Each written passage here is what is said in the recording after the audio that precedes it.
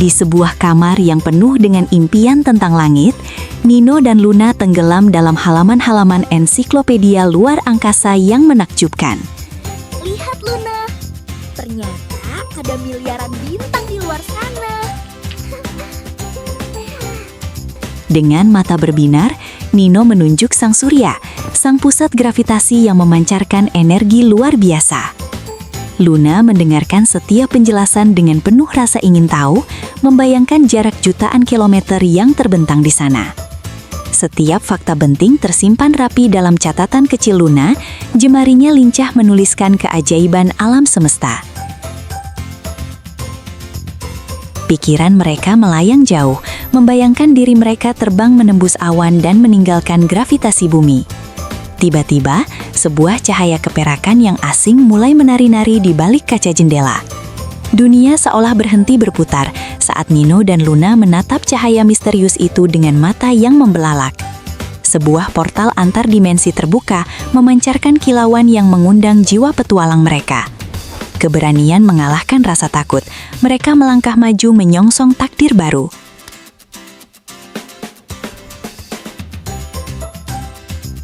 Cahaya terang menyelimuti tubuh mereka, menenun benang-benang cahaya menjadi pakaian pelindung yang kuat. Seketika, Nino mengenakan setelan astronot gagah lengkap dengan identitas kebanggaan di dadanya. Helm canggih dengan visor transparan kini melindungi wajah Nino, siap menghadapi hampa udara.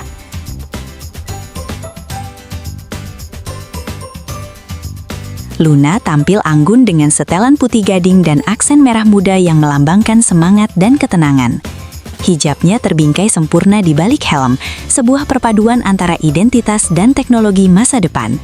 Dengan kostum barunya, Nino memberikan jempol tanda bahwa mereka siap menghadapi tantangan apapun. Senyum Luna merekah indah, memancarkan binar kebahagiaan yang mengalahkan terangnya bintang.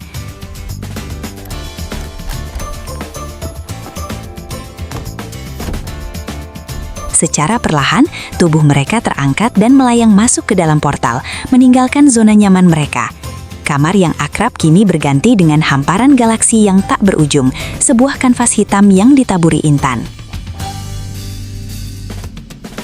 Untuk pertama kalinya, mereka merasakan sensasi melayang di antara tarian galaksi yang megah.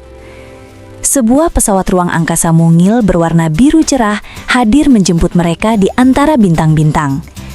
Pintu pesawat terbuka secara perlahan, seakan menyambut dua pahlawan cilik ini ke dalam perutnya. Saling menggenggam tangan untuk kekuatan, mereka melangkah masuk ke dalam pusat kendali. Panel interaktif menyala, menampilkan peta kosmis yang akan menjadi panduan perjalanan mereka. Suara lembut dari komputer navigasi menyapa, menjadi pemandu setia di tengah sunyinya angkasa. Misi agung pun dibacakan, menjelajahi setiap rahasia yang tersimpan di sistem tata surya kita.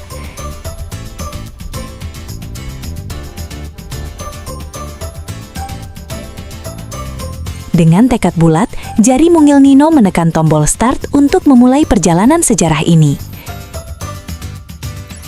Luna menentukan arah, menunjuk sang bintang pusat sebagai perhentian pertama mereka.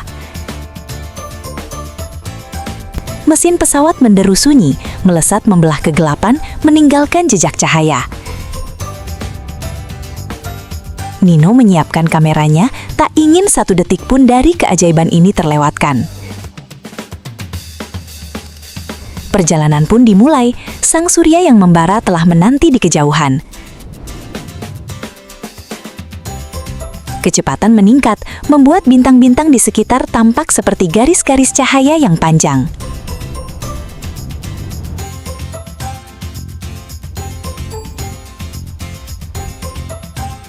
Perjalanan kita dimulai dari pusat gravitasi yang menahan segalanya tetap pada tempatnya, matahari. Sebagai bintang tipe Katai kuning, matahari bukanlah sekedar bola api, melainkan reaktor fusi nuklir raksasa yang mengubah hidrogen menjadi helium setiap detiknya. Energi yang dihasilkan di intinya menempuh perjalanan ribuan tahun untuk mencapai permukaan, lalu hanya butuh 8 menit untuk menyentuh bumi dalam bentuk cahaya dan panas. Tanpa matahari, kehidupan tidak akan pernah ada. kita melihat permukaan yang bergejolak, penuh dengan bintik matahari dan lidah api raksasa yang disebut prominensa, yang mampu melontarkan partikel bermuatan ke seluruh penjuru ruang angkasa melalui angin surya. Matahari memegang 99,8% massa seluruh tata surya kita. Ukurannya begitu besar sehingga 1 juta planet bumi bisa muat di dalamnya. Gravitasinya yang luar biasa inilah yang memerintah orbit semua benda langit, mulai dari planet terbesar hingga butiran debu terkecil di sabuk Kuiper. Saat kita bergerak menjauh dari sang surya, kita akan memasuki wilayah planet-planet terestrial yang berbatu dan padat. Planet pertama yang kita temui adalah Merkurius. Kecil, sunyi, dan penuh kawah. Merkurius adalah dunia yang ekstrim. Karena hampir tidak memiliki atmosfer, suhu di sini bisa melonjak hingga 430 derajat Celcius di siang hari. Kasihan, tidak ada udara. Dan anjlok hingga minus 180 derajat Celcius di malam hari. Merkurius adalah pelari cepat. Ia mengelilingi matahari hanya dalam 88 hari bumi. Bergerak sedikit lebih jauh, kita disambut oleh Venus, kembaran jahat bumi. Meski ukurannya mirip dengan planet kita, Venus adalah neraka yang nyata. Atmosfer karbon dioksidanya yang tebal memerangkap panas dalam efek rumah kaca yang tak terkendali, menjadikannya planet terpanas di tata surya dengan tekanan permukaan yang mampu meremukkan kapal selam.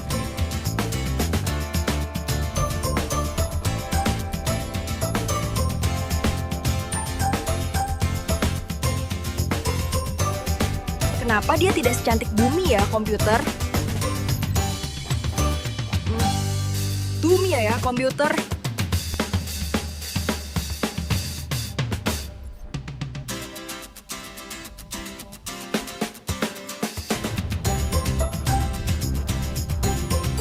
Lalu, kita tiba di oase biru, bumi.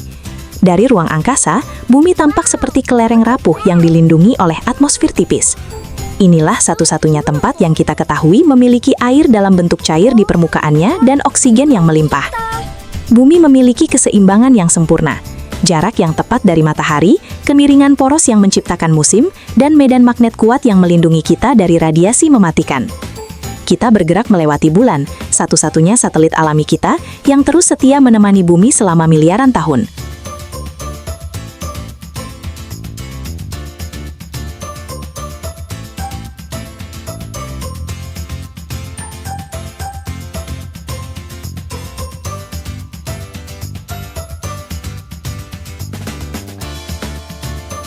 Destinasi berikutnya adalah Mars, sang planet merah. Debu besi oksida memberikan warna karat yang khas pada permukaannya. Mars adalah rumah bagi gunung berapi terbesar di tata surya, Olympus Mons, dan lembah raksasa Valles Marineris yang membentang sepanjang benua. Meskipun sekarang tampak seperti gurun es yang gersang, bukti geologis menunjukkan bahwa air pernah mengalir di sini. Mars menjadi fokus utama eksplorasi manusia, karena potensi masa lalunya yang mungkin pernah menopang kehidupan mikroskopis. Berarti mungkin pernah ada air di sini. Halo robot Curiosity, semangat kerjanya ya.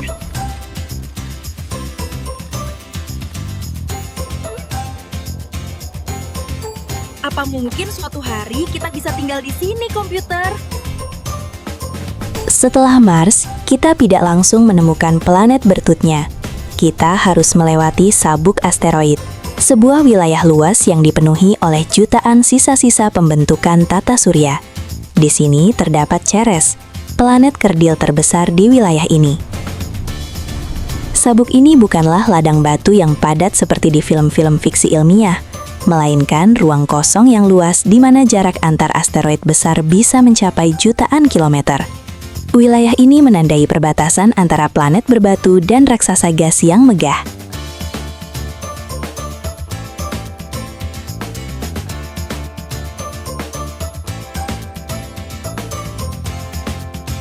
Keluar dari sabuk asteroid, kita disambut oleh sang raja, Jupiter. Ini raksasa yang sesungguhnya. Planet ini begitu besar sehingga masanya 2 kali lipat dari massa seluruh planet lainnya jika digabungkan. Jupiter adalah bola gas raksasa yang didominasi oleh hidrogen dan helium. Fitur paling ikoniknya adalah bintik merah besar, sebuah badai raksasa yang telah mengamuk selama ratusan tahun dan berukuran lebih besar dari bumi. Jupiter juga bertindak sebagai pelindung tata surya. Gravitasinya yang kuat seringkali menarik atau melontarkan komet berbahaya yang menuju ke arah planet bagian dalam.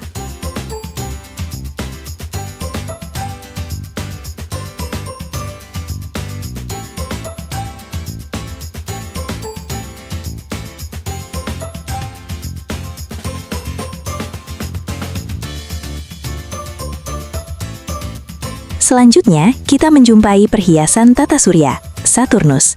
Terkenal karena sistem cincinnya yang spektakuler, Saturnus adalah planet yang sangat ringan. Jika ada samudra yang cukup besar, Saturnus akan terapung di atasnya. Cincinnya terdiri dari miliaran bongkahan es dan batuan, mulai dari seukuran butiran pasir hingga sebesar gunung.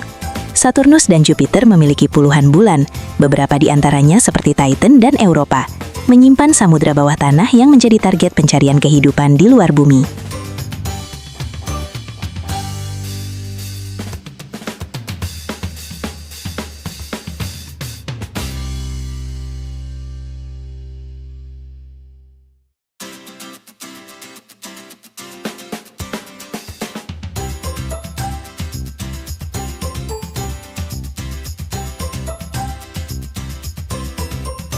Memasuki wilayah terluar yang dingin, kita bertemu dengan dua raksasa es, Uranus dan Neptunus.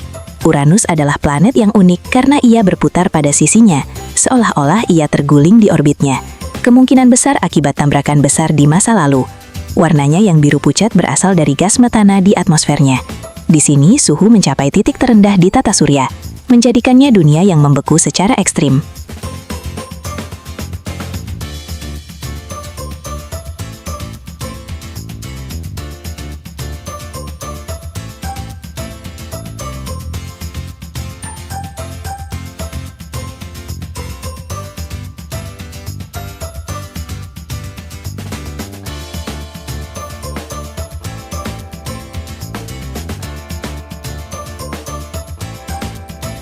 Terakhir kita tiba di Neptunus, planet biru tua yang bergejolak.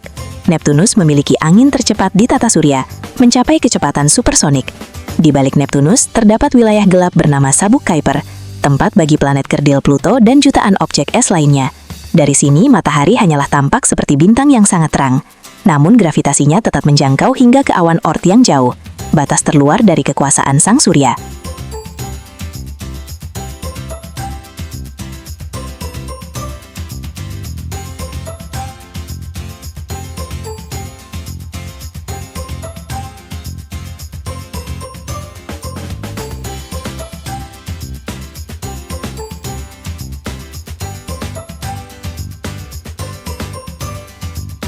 Inilah tata surya kita, sebuah lingkungan yang luas, kompleks, dan penuh keajaiban, yang mengingatkan kita betapa kecil namun berharganya tempat kita di alam semesta ini.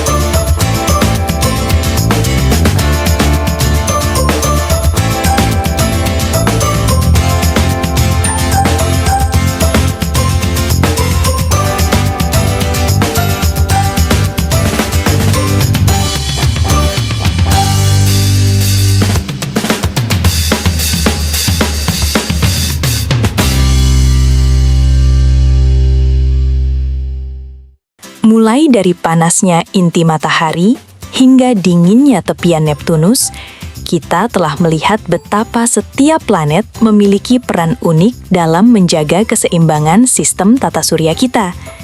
Ilmu pengetahuan adalah kunci yang membuka gerbang misteri alam semesta ini. Petualangan kita menyusuri keajaiban tata surya hari ini menyadarkan kita bahwa bumi hanyalah sebuah titik kecil di tengah samudra kosmos yang tak berujung. Namun, di titik kecil itulah kehidupan, cinta, dan impian kita berada. Teruslah menjaga rumah kita, teruslah belajar, dan jangan pernah berhenti menatap ke langit, karena setiap bintang yang berpijar adalah undangan bagi kita untuk terus menjelajah. Sampai jumpa di petualangan luar angkasa berikutnya.